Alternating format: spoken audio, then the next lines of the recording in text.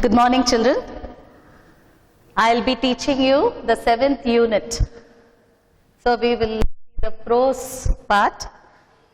The lesson that we are going to learn will be The Dying Detective. And this was written by Arthur Conan Doyle. Now let's see about the author. Now this Arthur Conan Doyle, his real name is Sir Arthur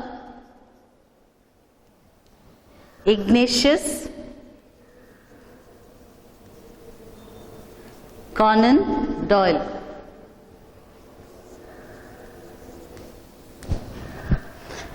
Now he was born on 22nd May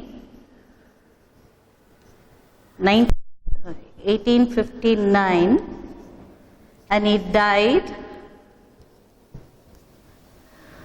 on 7th July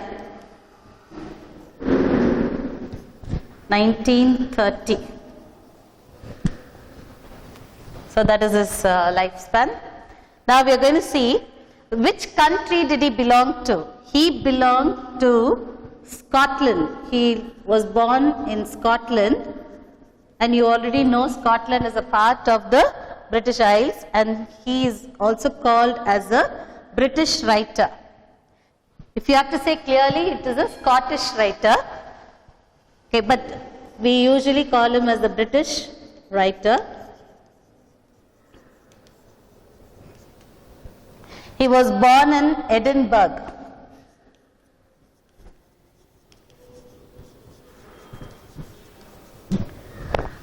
In Scotland.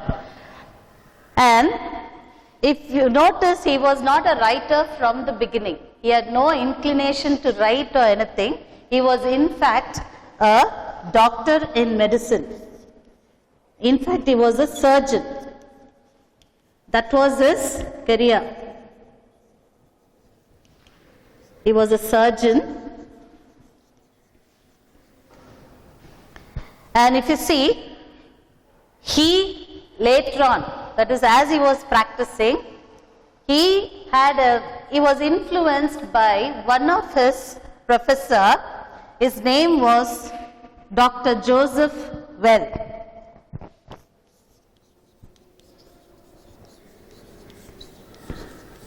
Dr. Joseph Bell. Now if you see, he was his professor. And what kind of a professor was he? If you see, he was a keen observer of anything that he did, or he used to be always scrutinizing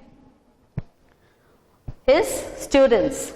Each and every tiny work that they did, he always was trying to change them, teach them. So this a quality of this particular professor changed his mind. He was very much taken up, and he literally liked this Joseph Bell, his professor. Then he was the one who changed his mind and made him write this series of novels. And if you see here, he took up the characters, that is, you would have noticed a very famous character you would have come across called Sherlock Holmes. Now Sherlock Holmes is not a real person, but you might find certain characters of Dr. Joseph Bell in this person. Sherlock Holmes is a fiction. Fiction means an imaginary character. And with him you will see Dr. Watson. Dr. Watson is also supposed to be a medical practitioner, but in fact in all his detective work you will find that he will be like a subordinate to him. He will do something, suddenly he will do some mistakes, and through that Holmes will find out, or he will try to solve the problem. And now if you see, this Conan Doyle, he wrote in the beginning 4 novels. only about Sherlock Holmes and Dr. Watson. 4 novels based on this characteristics. But later on, he started writing detective stories based on these 2, with some other characters coming in and leaving. And if you see, he wrote nearly 46 books or novels, you can say, of this detective series. That's why they call it as a series, because one after the other he went on writing. And this Sherlock Holmes, he created this particular character in the year 1887. Then this is a detective story. Now what is a detective story? You would have already known. Detective is when you have some crime police branch where they try to find out the person who has murdered or committed a crime against the victim. Now we are going to see this, and not only 46 novels, you must say, he has also written many other short pamphlets. He has also written, they say nearly 200 books he has written, apart from Sherlock Holmes. And this Conan Doyle, he was working in South Africa. South Africa, you already know, was not in the, especially you must see he was born in the year 1859 to 1930, that is in the beginning of the 19th century, where still the world wars were going on, before the world wars. And here if you notice in South Africa, we already know it was called as the Dark Continent, because not much civilization had taken place there, not civilization, development. And now if you see here, in South Africa, he went as a doctor. He practiced as a doctor, but at this time when he was in South Africa, a war took place which was called as the Boer War. In fact, it was called as Boer War, and this Boer War took place between 1899 to 1902. So for nearly 3 years this war took place, and this was between, the Boer War was between 2 groups, that is the South African Republic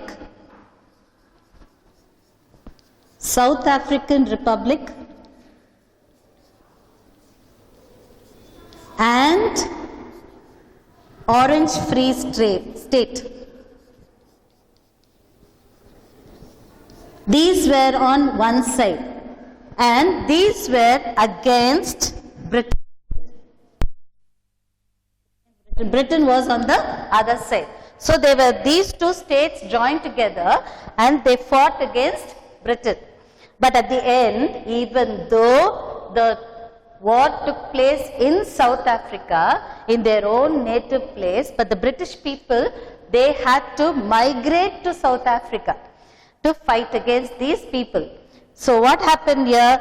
We should have expected the British people to have lost the war. But in fact what happened? The British people won because of their large number, and added to that they used all the all the rifles and all they had. So all those invention weapons they used during this war. But what about the South Africans? They didn't have that much of weapons to fight against the British. So at the end, the British won the war. And during this time, Conan Doyle was working in South Africa, and he was given, after the war was over, he was knighted as Sir. Knighted means a title. Knighted as Sir. Sir is a title given to him. It was given to him by King Edward the 7th. King Edward the 7th. And so that is why the title Sir was added to his name. So now he is recognized as Sir Arthur Ignatius Conan Doyle. And this is about the author. So let's have a recap before that. The Dying Detective is a part of a novel. It is not the whole novel, it is an abridged form, a short form of Arthur Conan Doyle's detective, one of his detective novel. And his real name was Sir Arthur Ignatius Conan Doyle.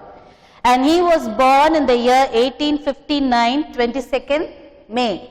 And he died in the year 1930 on the 7th July. And he was born in Scotland. So you must say that he is a Scottish person. But since they are all a same republic, so naturally he is called as a British writer. In Scotland, he was born in a place called Edinburgh. His career basically was a doctor in medicine, a surgeon, a specialized doctor.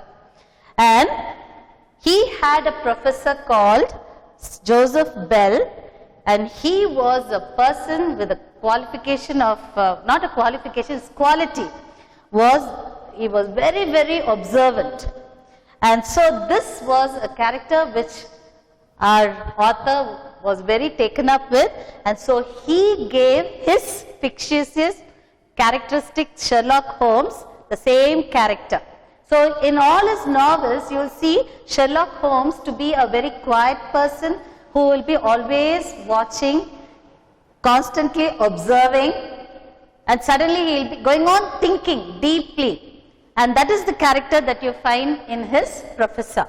And this Sherlock Holmes character was given life in the year 1887.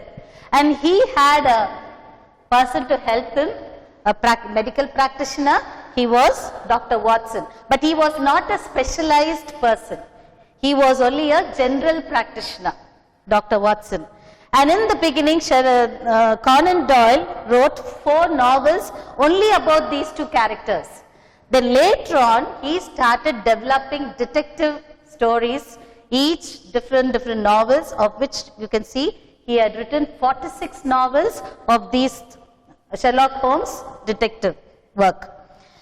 Then Conan Doyle, as a medical practitioner, he had gone to South Africa, and there he was practicing medicine. And here at that time in the year 1899 to 1902, when he was in South Africa, a Boers War took place. That was between the South African Republic people and the Orange Free State.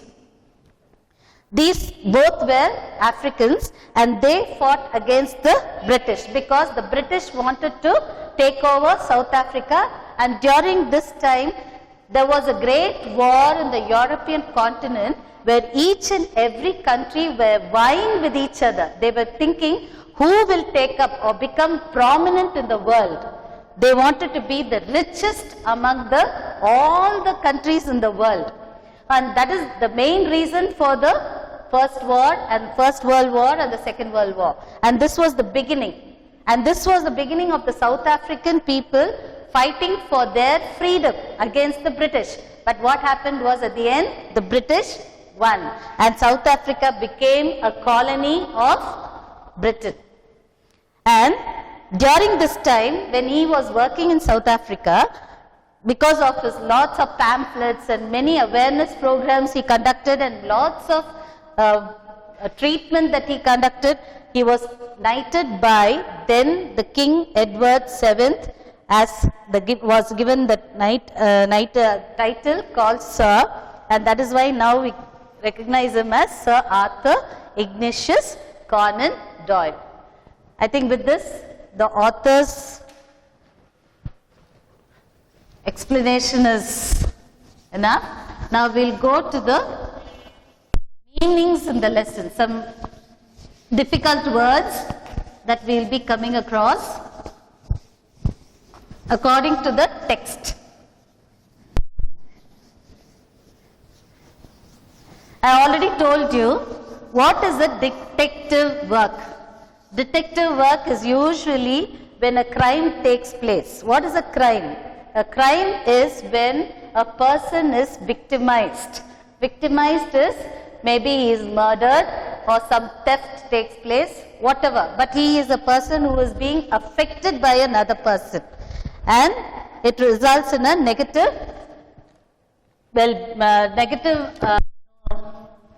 result. Now we'll see this detective story that has been prescribed for your syllabus is the dying detective. Now you take page 194 in your textbook. We'll come across some words given there, and I'll also be explaining some more words other than the meanings given there. So the first word given for you will be gaunt. Gaunt means a person who is very thin or frail. Frail is a person who is looking very weak. You can also, you can just take it as thin, because frail is a different meaning. Now twitched. Twitched is usually when a muscular movement that takes place involuntarily. Involuntarily means what? When you don't have any control over it. Now for example, suddenly you may find your eyes, the muscles around your eyes will be suddenly moving without your knowing, and you cannot control it also. So that is called as twitching. That is called as spasmodic muscular movement. So you cannot control. See, for involuntary, your digestion, you cannot control your digestion, that goes on. So that is called involuntary. So same way, when a spasmodic muscular movement starts, you cannot control it. That is called twitched. And usually when you are very weak, what happens is your muscle starts twitching. That is to show that you are weak. Your muscles have become weak. Then contagious. Contagious is usually a disease or an illness which can be got from others very easily. Contagious, it can be a disease or an illness which can be got from others easily. For example, a common cold. Easily, here if you see a common cold, you see someone sneezing next to you, by noon you will also start a running nose. So that shows that you have already contacted the illness through air. Maybe the virus passed through the air, you breathed in, and at last you got the cold.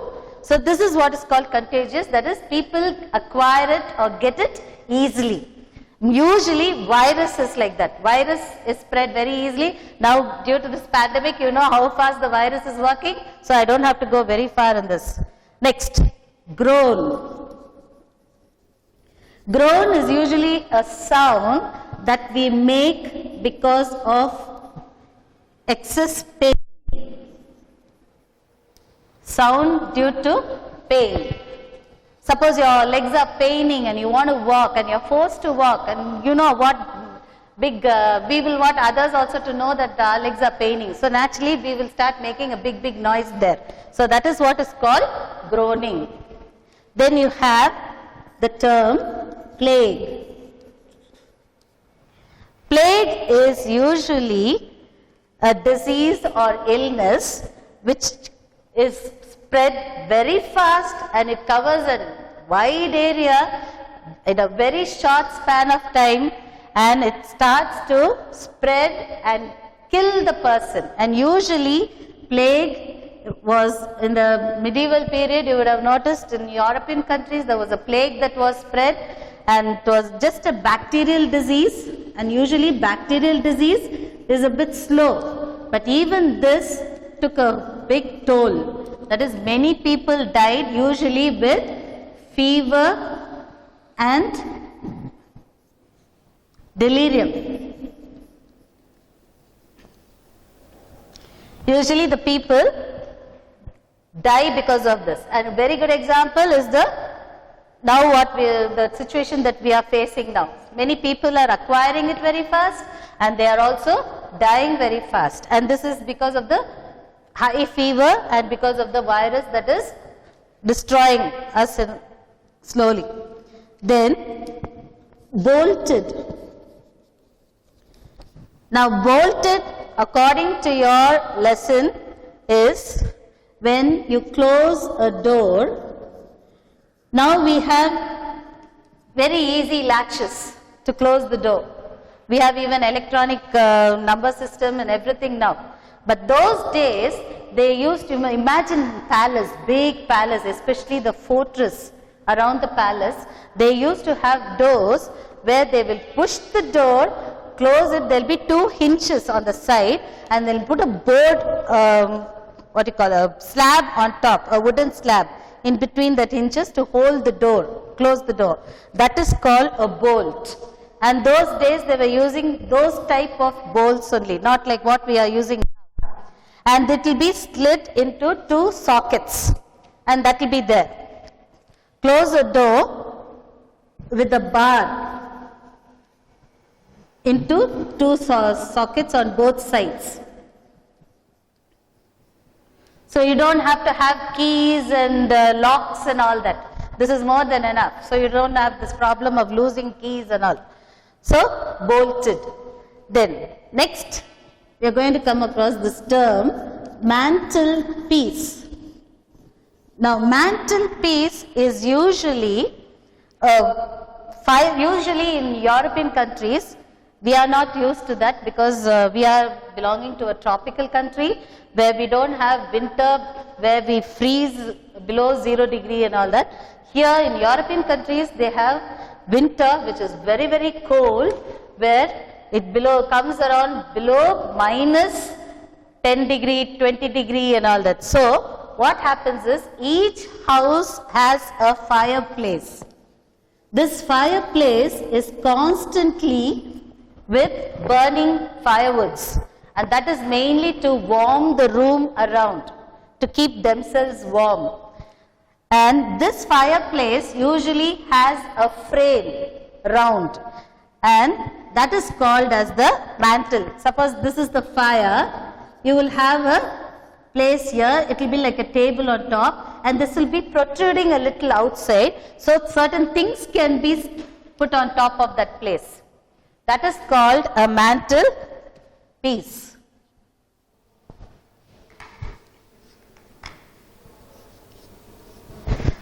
A mantle. So this is usually a fireplace that is being, how can you say, a framework where things can be kept on top like a table. But below that will be firewood constantly burning to keep people warm in the room. Now the next group of words that we will be half crown. Nowadays we don't use that because the currency has been changed. Now the British people follow the euro currency. Those days they used to follow pounds, shillings and all that. And according to that time, that is what they used to follow. That is called, this is just around 2 shilling. 2 shilling and 6 pence.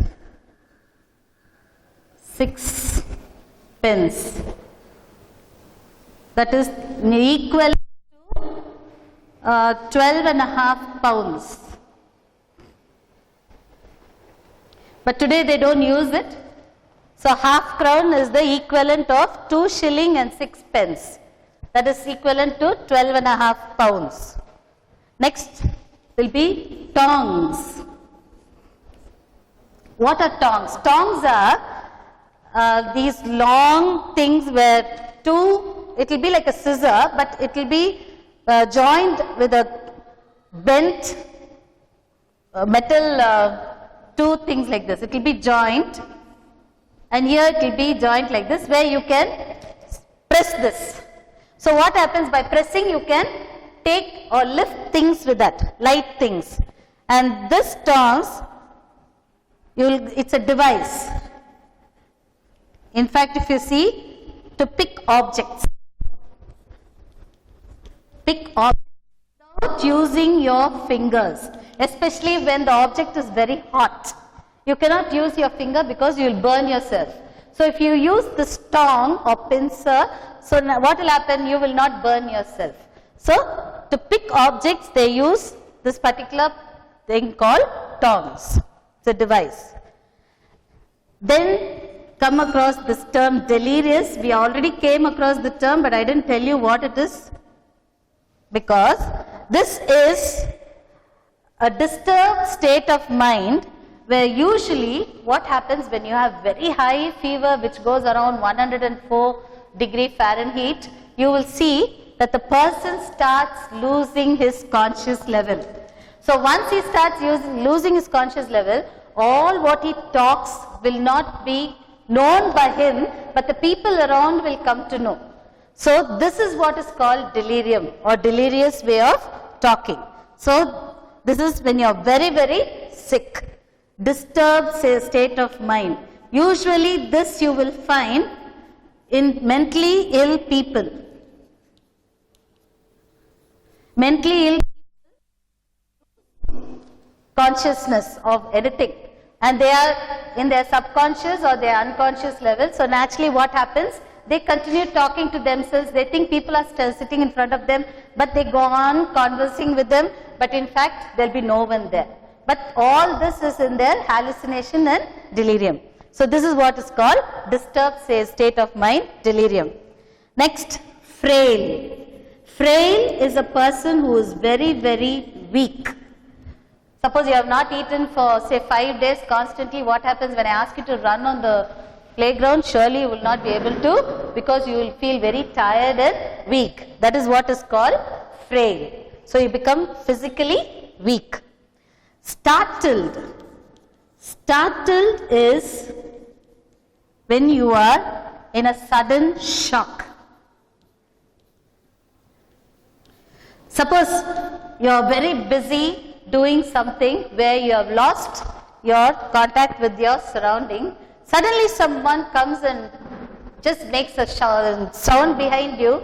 You just jump out of yourself, and that is what is called a sudden shock. And that is to startle, someone startled you. Scuffle. Scuffle is, we are very good at this. This is what the teachers often see in our campus, all of you. Always you love to fight with your peer group. And this is a very short fight. It is not a very harmful fight like a war or a battle by killing each other. It is only a short fight to show that you are more dominant, to show your place. You want him to submit, you want to make him submissive to you. So naturally, that is what is called a scuffle. That is what we often see. I needn't even explain this. Okay, next is dejection. Dejection is when you feel depressed or sad. When do you feel depressed or sad? That is when things don't go your way, or you are often facing failure, or people are pushing you down. You feel like as if you are cooped up. Nobody is allowing you to come out. You are not able to come out. So that is what is called dejection. When you have a very low spirit where you feel very sad. And next we will go to the next word, that is stipulated.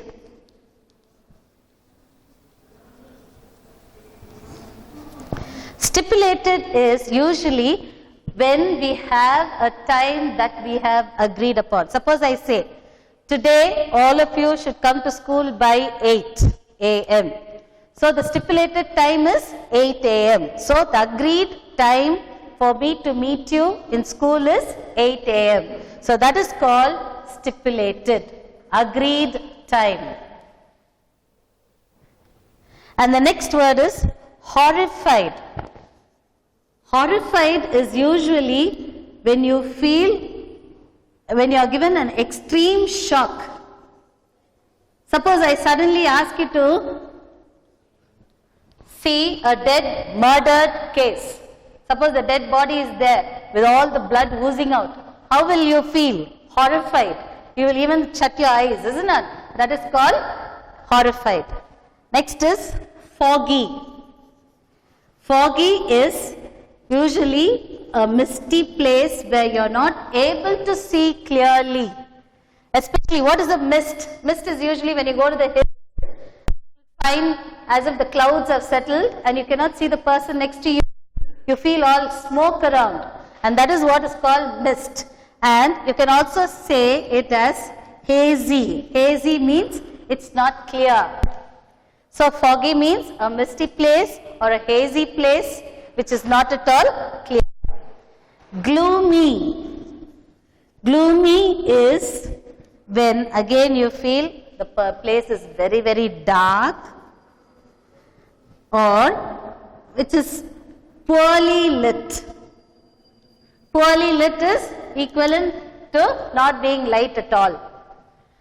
And if you see here, gloomy, darkness, suppose in the night, how does it look? The road looks gloomy without the street lights. Now, next is flushed. Flushed is when we are dark people, isn't it? We are, especially I am very dark. So if you see, suppose I am sick, you won't find anything. Maybe my eyes may droop down to show that I am tired. But if I was a European, my skin would have been very fair, and so naturally, what will happen? Suppose I even sneeze, my nose and all will become red. My ears will become red. And that is called flushing, when the blood starts running just down your skin. And this, due to high fever, naturally what happens? Your blood starts rushing towards the surface of your skin. So naturally you look red and hot. Okay, so this is called flushed. That is, you become, due to illness, you become red and hot. Next is listless. Listless is when you have no energy in you. Not only due to illness, it can be due to not taking proper intake of food, and that is what is called listless, when you have no energy to do something. Ignorant is when you have no knowledge about something. When you don't know about something, that is called ignorance. Then, see the next word.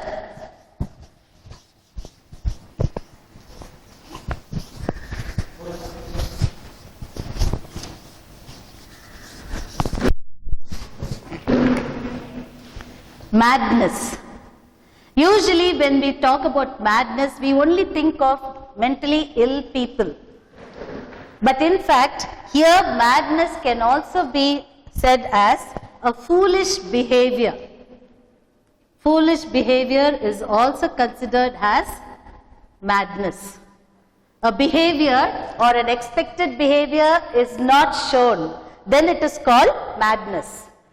Suppose when all are crying, you go to that place and start laughing, so something is wrong with you. So that is a foolish behavior. So that is what we consider as madness here. Sliding. Sliding is a movement where you see which moves smoothly on the surface.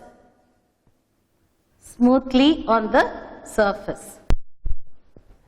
When one object is constant and another object moves on it, and this is what is called sliding. You will have the sliding in the park and all that. You will be coming around the slide where the slide is constant and you will be the moving object. So that is called as a sliding movement. Dreadful cry. Dreadful cry is when it's not the ordinary crying, weeping with tears and all. Suddenly when a shocking news is given to you, you scream, and that is called a dreadful cry. And that is, it is a frightful cry. A frightful cry. It could be frightful or terrible. So loud that you frighten the others also. That's called dreadful cry. A gas lamp. Today we have many electrical lamps, but we don't consider this electrical lamp. This is a lamp which is used by burning gasoline. Gasoline like carbon dioxide, methane, hydrogen, all these combustible gases can be used in a lamp, and this can be used as your ordinary, we use oil lamps, but these are gas lamps where gases are used, and here it can be either suppose a tube light, if you switch it on, it has a constant way of burning, it doesn't diminish or increase, it is constant. But in a gas lamp you can diminish the light, or you can increase the light as you like. So this is an artificial light,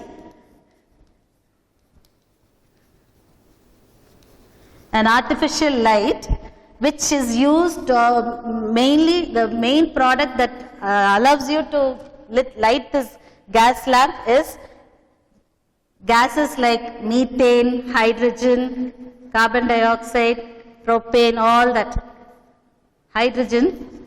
So all these gases are used. So only thing that you can understand here is, even in your oil lamp you cannot reduce or increase, but in a gas lamp you can reduce and increase the light. Then a watch pocket. See, we already saw this was in the beginning of the 19th century. In the beginning of the 19th century, they didn't have wrist watches as we use today. They used to have watches that will be tied to a chain. They'll have it around their neck and they'll keep the watch into their pockets. And when they have to see the time, they'll remove the thing from the pocket and they'll see it and put it back inside. And that is what is called as watch pocket. Those days, all millionaires, billionaires and all used to walk like that only. But today we walk with the wristwatch, and you can understand, even the wristwatch we find it so difficult. But those people, those days, it was a prestigious thing. They used to show that they were very rich by that. So now you can understand what a watch pocket is. A pocket where the watch will be kept in. Watch will be carried. And this was a famous characteristics of the European countries at that time. And we'll come across the last term called Eastern disease. What do you mean by Eastern disease? Now our continents in the world are divided into Western, Eastern, Northern and Southern hemispheres. You already know in geography, your teacher would have already told you the 4 hemispheres. And now if we have to divide it fully, we can say Eastern and Western hemispheres. So the continents that are found in the Eastern hemispheres are called as Eastern countries, especially from the place where you come across the Ural mountains. You would have noticed from there it divides from the Ural mountain up to Japan. Till that all the countries are considered as Eastern countries. So naturally each Eastern country or the Western country, they have their own type of diseases or illness because of the availability of the virus and bacteria found in these countries. So in the Eastern country, usually the main agent that we see are mosquitoes. You would have noticed this. Even today, when any foreigner comes to India, in his country, 1 month back itself, they'll have to take malarial treatment and they'll be taking the preventive medicine from their country. They'll come with the tablets here, they'll be continuously taking those preventive tablets until they leave India, they'll be continuing. Because they are all susceptible people, because they have never been exposed to mosquitoes. And this is a very famous fly that we find in India. And most of our Eastern problem, malaria, filariasis, meningitis, all these are got only through mosquitoes, dengue fever, all this. So these are called as eastern diseases. So now eastern diseases are diseases which are found in the eastern countries. Even smallpox, polio, all these are found in eastern countries. So we have come across all the important or difficult words that is found in your lesson. Now we will be going to the characters in your lesson. So we will be discussing about the characters and the rest of the lesson in the next video. Thank you very much for patiently listening to me. Thank you.